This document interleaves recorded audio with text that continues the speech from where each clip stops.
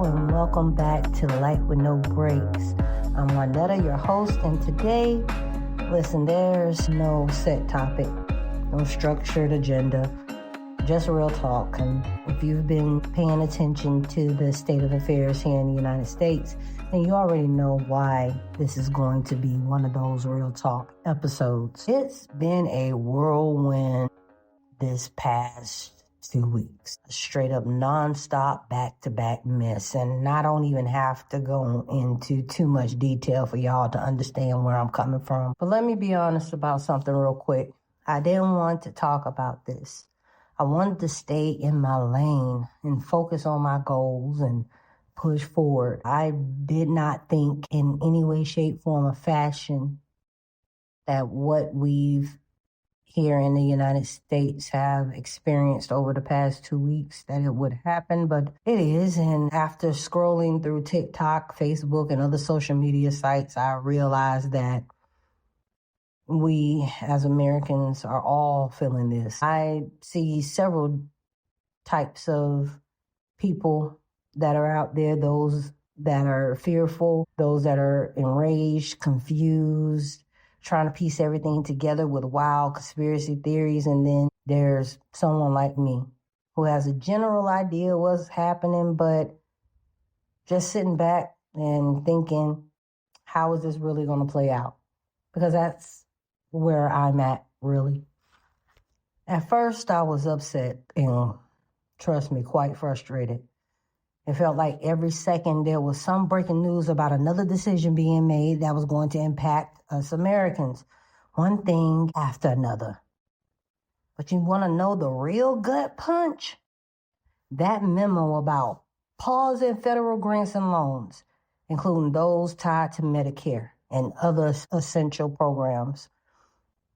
So let me make this clear, loud and clear. My mother is currently living in a nursing home that Medicare pays for.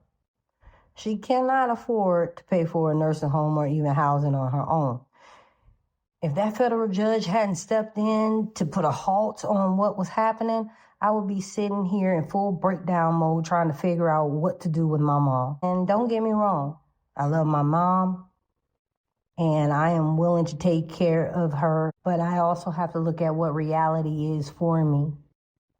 As I told my story on this platform before, I just overcame the toughest journey that I've ever had to face. And I'm just getting myself acclimated back to a position of financial stability. And I'm working as hard as I can in order to make sure that my family and I are financially secure. It's more so like, if I was still in that situation, how would I be able to take care of her? Now, I'm not saying right now I could be able to pull out a stack and throw it down and say, hey, keep taking care of her. I know I can't do that at the moment. However, if push comes to shove, I will have to do what a lot of people would have to do for their parents, grandparents, and so forth. Plus, with my dollars already stretched to the limit, just the whole situation is overwhelming. Even the thought of it being something that could possibly be reality down the line, I don't know, man. I don't know. And then you have the tariffs. So let me break down real quick what I know, because I know that not everyone fully understands what tariffs are and how they work. Now, a tariff is basically a tax that the government puts on goods that come from another country. So let's say a U.S. company imports shoes from China. If there's a 10% tariff on those shoes, that means the company has to pay 10% extra to bring them into the States. And guess what? That cost doesn't just disappear. It gets passed on to us, the consumers. So when you see prices go up at Walmart, Target, your grocery store, or even Amazon, just know that those tariffs are often a part of that reason for the prices to go up, okay? And now these tariffs are being thrown around like Oprah giving out cars. You get a tariff, you get a tariff, you get a tariff. And it gets a tariff. It's only a matter of time before we see how deep this is really going to cut. Grocery prices, gas prices, utility prices. What's the damage going to be when all of these tariffs fully kick in?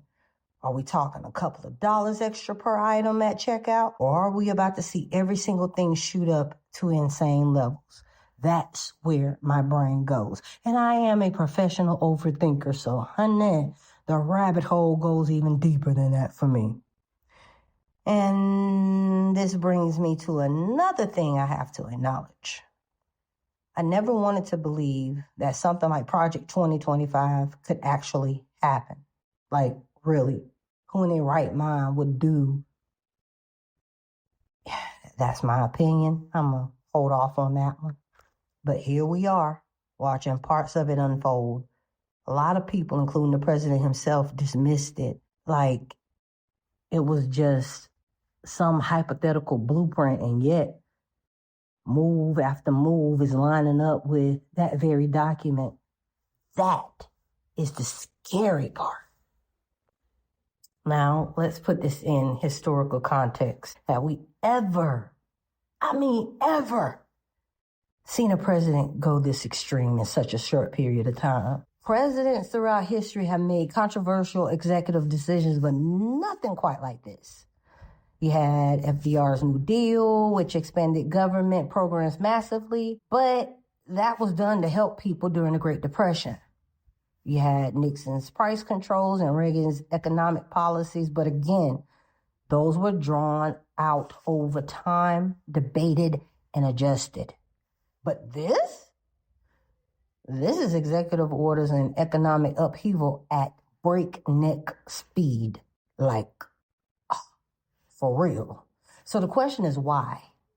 Why campaign on a promise to make America great again, only to turn around and put policies in place that feel like they're punishing the very people he claimed to fight for? It's giving something else, and it's starting to feel sinister. And I'm hoping and praying that Jesus. I'm not here to push conspiracy theories, but I'd be lying if I said my mind hasn't wandered down that road. Is this about revenge? A way to get back at those who didn't vote for him, a play to consolidate power? Because right now it feels less like leadership and more like an unchecked power trip. Yeah, I don't know about y'all, but my mind is just tired. Very, very tired. Everywhere I turn is politics. I try to take a break and scroll through TikTok, but every other video is another headline, another commentary, another reminder that our country is, yet again, the laughingstock of the world. Even our neighbors up in Canada are feeling it. Some of them can't even get Jack Daniel, because certain American products are now being pulled from their shelves in response to our government's actions. Yippee. It's quite freaking ridiculous, to tell you the truth. And goodness. And here's what I want to leave y'all with. Breathe. Just like how I did, I had to breathe. I had to take a moment, step back, away from the television, away from the phone, the computer. Heck, I haven't even posted anything on any of my social medias. I didn't even want to do a podcast because of how draining these past 2 weeks have been. It has been so emotionally draining that it feels like I am sinking into depression. And there's nothing I can do about it. It feels more like it's psychological warfare at its finest that is being done by our government. And I want off this roller coaster ride, but I know that I can't get off because I am an American citizen. And I gotta ride this out until the cavalry comes in.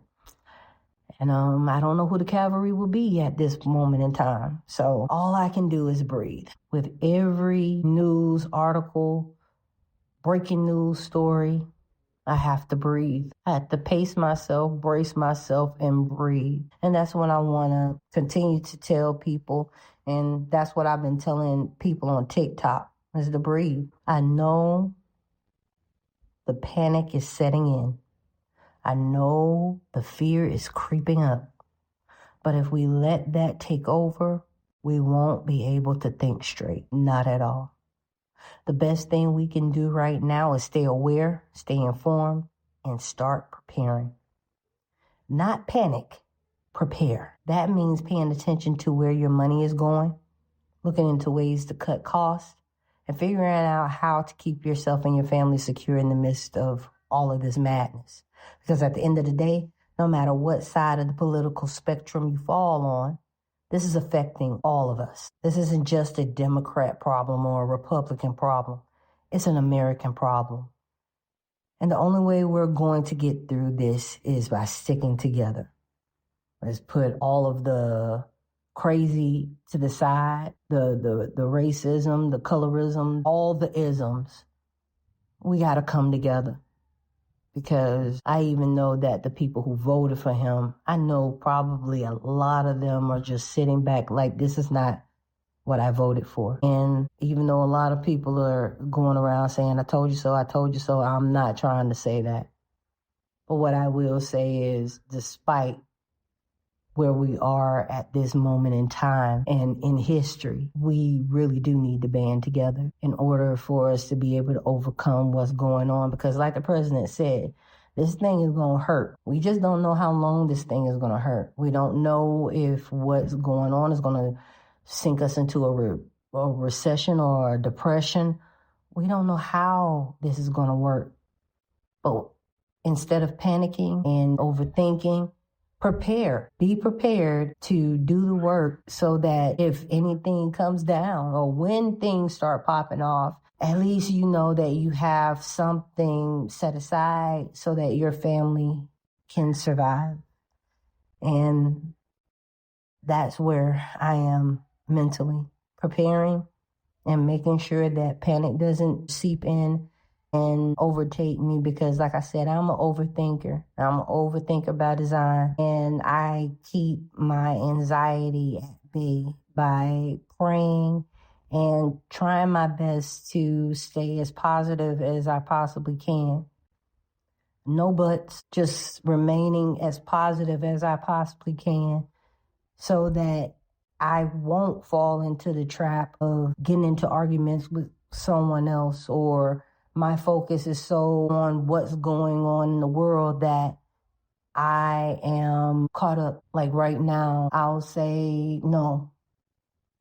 Earlier today, I went and bought a whole lot of pantry staples in order for my pantry to be filled up. I'm going to make sure that I get enough food and all the stuff that I know that tariffs is going to be placed on. I'm trying to at least stack up and get enough to last me for a couple of months, because we just don't know. We don't. But I do know this, that the darkness does not last, and neither will this. So instead of us looking at this as a gloom and doom moment, let's just find a way to overcome yet again another situation in which we did not sign up for.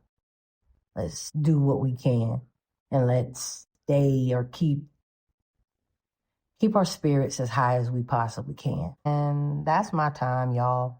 Thank you for listening. Thank you for rocking with me. And as always, stay focused, stay unbothered, and stay blessed. And please, somebody take his pen away for at least 24 hours. Please, I need a break. I need a break. Just 24 hours. Somebody take his pen, just snatch it and put it under your booty cheek or something. Please just get the pens. Take all the pens out of the White House for 24 hours. Just give us 24 hours, please. Okay? Have a good one.